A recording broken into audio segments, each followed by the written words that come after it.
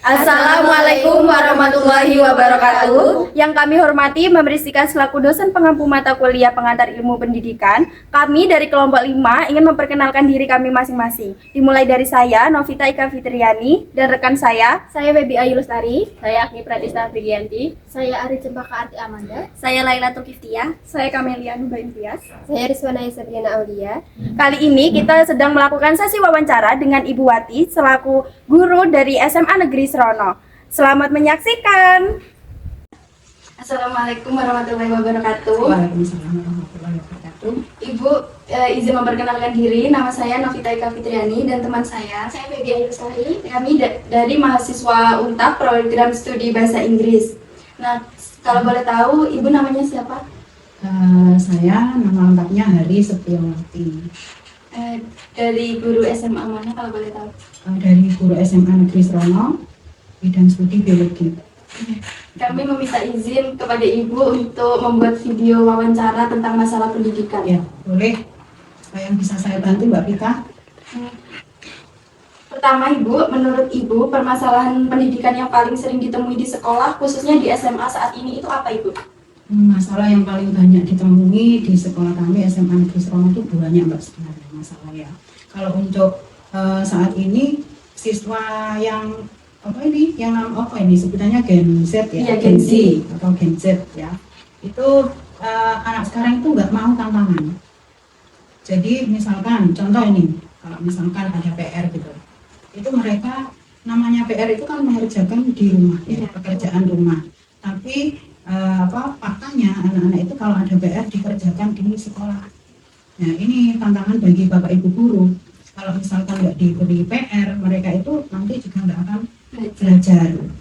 Itu yang pertama. Terus yang kedua, dengan adanya kemajuan ilmu pengetahuan dan teknologi kita ini, itu anak sekarang itu kebanyakan apa ini? AI. Ya, ada AI, apalagi ada AI itu ya. Iya. Kalau misalkan ujian ulangan, mereka itu jawabannya banyak sekali yang mengambil dari AI. Jadi mereka nggak mau berpikir sendiri. Jadi copy paste dari AI itu. Jadi AI itu ya sebenarnya ada dampak negatif, ada dampak positifnya. Ya. Tapi kalau dalam dunia pendidikan, AI itu contohnya pada saat ujian itu sangat besar sekali, jadi membuat anak-anak malas berpikir. Nah, sehingga Bapak Ibu guru di kelas itu kalau mengajar ya kesulitan. Misalkan ditanya tatap muka, ditanya itu nggak bisa, tapi ketika ujian jawaban mereka itu benar ya, tapi jawaban yang asli dan jawaban yang nyontek itu kelihatan. Jadi tantangannya itu, jadi guru itu harus lebih selektif, kemudian bervariatif dalam mengajar sehingga anak-anak itu nggak mudah bosan. Ya. Jadi tantangannya itu. Nah, sekarang sulit diajak untuk berpikir kritis. Jadi mereka itu maunya instan, mengambil dari search dari Google, kemudian sekarang apalagi ada itu ya, ada apa sih, Gemini, itu AI gitu sudah. Jadi faktanya seperti itu. Tantangannya dengan adanya iptek itu seperti yang saya sebutkan tadi.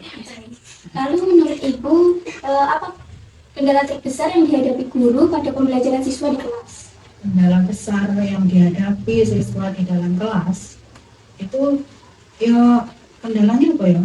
Kalau misalkan ini dilihat dari kendala dari apanya dulu? Bapak Ibu gurunya apa siswa? Dari guru. Ya. Dari guru. Ya itu tadi sudah saya sampaikan bahwa anak sekarang itu butuh butuh keterampilan ya, kemudian skill itu terutama. Nah, jadi anak sekarang ini karena malas nggak berpikir kritis, nggak mengembangkan skill, sehingga tantangan bagi Bapak Ibu guru itu ya mau nggak mau harus mengikuti perkembangan zaman.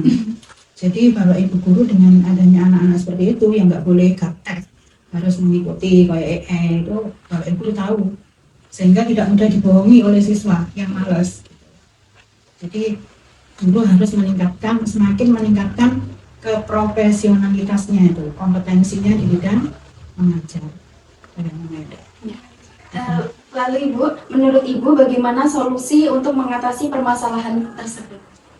Solusinya yaitu tadi, ya Bapak Ibu guru itu harus punya kompetensi, jadi harus mengikuti perkembangan zaman yang saat ini, terutama generasi Gen Z itu ya, yang sulit diajak nggak gelem soro gitu, jadi orang Jawa itu nggak gelem soro. Jadi solusinya ya Bapak Ibu guru itu harus mengikuti perkembangan zaman, nggak boleh gaptek, karena kalau gaptek nanti muridnya ini kan lebih pinter ya, lebih pinter, nanti gurunya malah dibohongi dengan jawaban-jawaban yang mereka ambil dari Lalu yang terakhir, apa pesan dan kesan untuk siswa, orang tua, dan pemerintah demi kemajuan pendidikan? kesan. Ya. Boleh nggak pesannya dulu? Boleh. Pesan untuk masyarakat terutama wali murid, yaitu wali murid itu harus selalu mengawasi putra putrinya. Jadi nggak boleh membiarkan putra putrinya hidup bebas, kemudian harus membiasakan diri, anak-anaknya itu harus diadakan pembiasaan diri. Contohnya misalnya mulai dari bangun pagi ya, jadi itu nggak boleh disepelekan, karena kesuksesan seorang anak itu diawali dari bangun pagi. Contoh ini, kalau terlambat bangun pagi itu bisa terlambat sekolah. Ini tentunya kalau terlambat sekolah itu kan akan menghambat pelajaran ya. Ya itu untuk orang tua. Kemudian untuk siswa, ini ya tentunya pesan Bapak Ibu guru untuk siswa itu nggak boleh terlalu berfokus pada handphone gitu ya. Handphone itu harus menggunakan handphone itu harus bijak seperlunya. Jadi misalkan kayak ujian itu ya berusahalah untuk menjawab semua soal itu dengan hasil pikiran sendiri, tidak dari mengcopy jawaban yang ada di internet. Karena apa? Karena kalau sudah terbiasa seperti itu menyebabkan siswa akan malas belajar dan tidak termotivasi. Nah, kalau untuk pemerintah, ya seyogyanya pemerintah itu misalkan kurikulumnya itu harus disesuaikan dengan perkembangan zaman. Ya, kalau misalkan waktunya ujian itu kalau bisa itu akses yang berhubungan dengan jawaban itu kalau memang bisa dinonaktifkan, lebih baik dinonaktifkan. Supaya apa? Supaya ketika ujian, kalau misalkan mau masuk SNBT ya di perguruan tinggi, itu lebih baik akses yang yang enggak itu kalau memang bisa dinonaktifkan dulu untuk menghindari kecurangan dalam jawaban pada saat ujian itu. Terus meningkatkan kompetensi, harus sering ada pelatihan untuk Bapak Ibu guru ya, supaya bisa menjawab dan bisa menyelesaikan masalah yang saat ini sedang marak di lingkungan pendidikan kayak gitu. Jadi perlu adanya diklat Bapak Ibu guru seperti itu. Saya rasa itu yang penting. Baik Ibu, terima kasih atas jawabannya. Ya, sama-sama. Kita tutup sesi wawancara ini. Terima kasih. Assalamualaikum warahmatullahi wabarakatuh. Waalaikumsalam warahmatullahi wabarakatuh.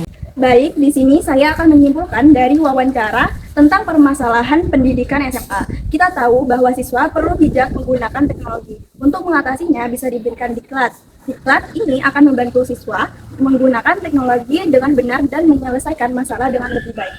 Baik, saya akan lanjutkan kesimpulan dari Kamet, yaitu bahwa kemajuan teknologi pada saat ini membuat sebagian peserta didik menjadi malas berpikir, terutama berpikir secara kritis. Banyak siswa yang bergantung pada AI untuk menjawab ujian, ulangan, atau tugas-tugas yang tidak secara mandiri.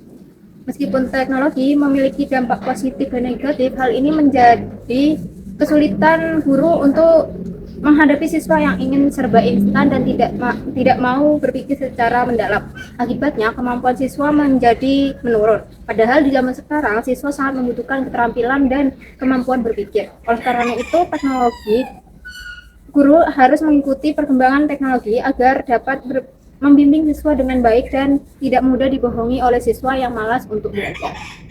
Sekian video wawancara dari kelompok 5. Bila ada salah kata atau perbuatan kami mohon maaf. Wassalamualaikum warahmatullahi wabarakatuh.